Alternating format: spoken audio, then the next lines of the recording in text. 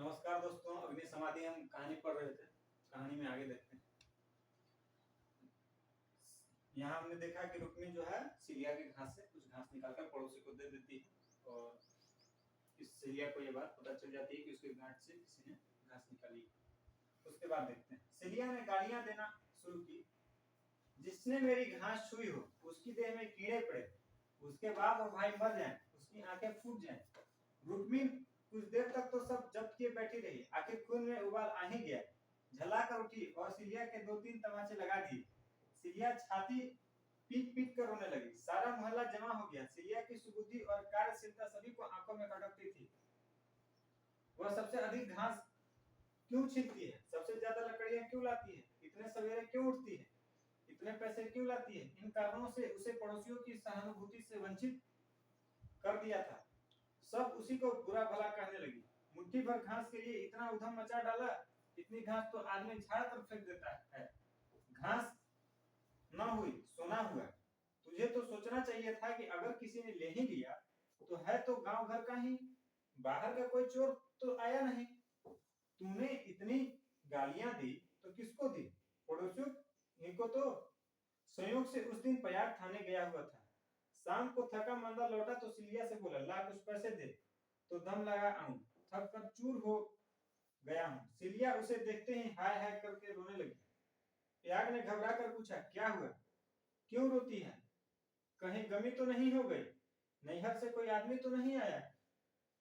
अब इस घर में मेरा रहना ना होगा, अपने घर जाऊंगी। अरे कुछ मुंह से तो बोल, हुआ क्या, गांव में किसी ने गाली दी है, किसने गाली दी है, घर फूंक दूं, उसका चालान करवा दूं। सिलिया ने रो रो कर सारी कथा कह सुनाई। प्रयाग आज थाने में खूब मार पड़ी थी, झलाया हुआ था। वह कथा सुनी तो देह में आग लग गई।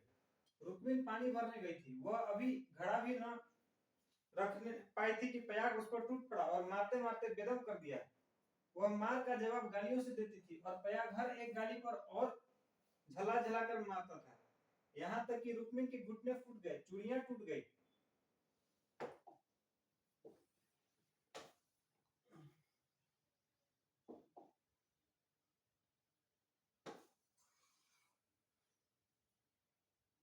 सिलिया बीच बीच में कहती जाती थी, वाह रे तेरा दीदा, वाह रे तेरी जवान, ऐसी तो औरत ही नहीं देखी। औरत काहे को, डाइन है, जरा भी मुंह में लगाम नहीं। किंतु रुक्मिणी उसकी बातों को मानो सुनती ही न थी। उसकी सारी शक्ति प्रयाग को कोसने में लगी हुई थी। प्रयाग मारते मारते थक गया, पर रुक्मिणी की जवान न थकी। बस यही रट लगी हुई थी, तू मर जा, तेरी मिट्टी निकले, तुझे भवानी खाए, तुझे मिर्गी आए। प्रयाग रह रहकर क्रोध से तिमिला उठता और आकर 2-4 लाते जमा देता, पर रुक्मिणी को अब शायद चोट ही न लगती थी। वह जगह से हिलती भी न थी, सिर के बाल खोले जमीन पर बैठी इन्हीं मंत्रों का पाठ कर रही थी। उसके स्वर में अब क्रोध न था, केवल एक उन्माद में प्रवाह था। उसकी समस्त आत्मा हिंसा कामना की अग्नि से प्रज्वलित हो रही थी। अंधेरा हुआ तो रुक्मिणी उठकर एक और निकल गई, जैसे आंखों से आंसू की धार निकल जाती है। सिलिया भोजन बना रही थी, उसने उसे जाते देखा भी, पर कुछ पूछा नहीं। द्वार पर प्रयाग बैठा चिलम पी रहा था, उसने भी कुछ न कहा।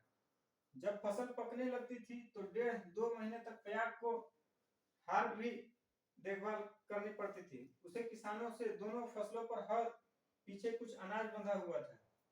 माघ ही में वह हार के बीच में थोड़ी सी जमीन साफ करके एक मड़ैया डाल लेता था और रात को खा पीकर आग, चिलम और तंबाकू चरस लिए हुए इसी मड़ैया में जाकर पड़ा रहता था। चैत के अंत तक उसका यही नियम रहता। आजकल वही दिन थे। फसल पकी हुई तैयार खड़ी थी, 2-4 दिन में कटाई शुरू होने वाली थी।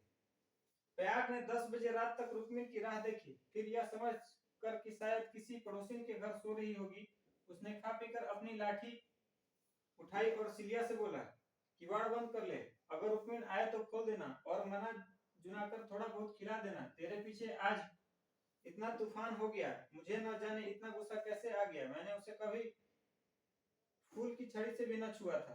कहीं बूढ़ धांस न मारी हो तो कल आफत आ जाए।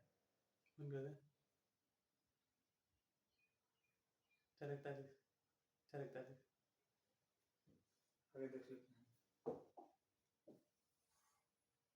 पड़ा ठगनी तक। सिलिया बोली, न जाने वहां आएगी कि नहीं, मैं अकेली कैसे रहूंगी, मुझे डर लगता है। तो घर में कौन रहेगा, सुना घर पाकर कोई लोटा थाली उठा ले जाए तो डर किस बात का है, फिर रुक्मिणी तो आती ही होगी। सिलिया ने अंदर से टट्टी बंद कर ली, प्रयागहार की ओर चला। चरस की तरंग में यह भजन गाता जाता था। ठगनी क्या नैना झमकावे, कद्दू काट मृदंग बनावे, नींबू काट मजीरा, 5 तोरई मंगल गावे, नाचे वालम खीरा, रूपा पहिर के रूप दिखावे, सोना पहिर रिझावे, गले डाल तुलसी की माला, 3 लोग भरमावे ठगनी। इसके शेष हम अगले वीडियो में देखेंगे। वीडियो देखने के लिए धन्यवाद।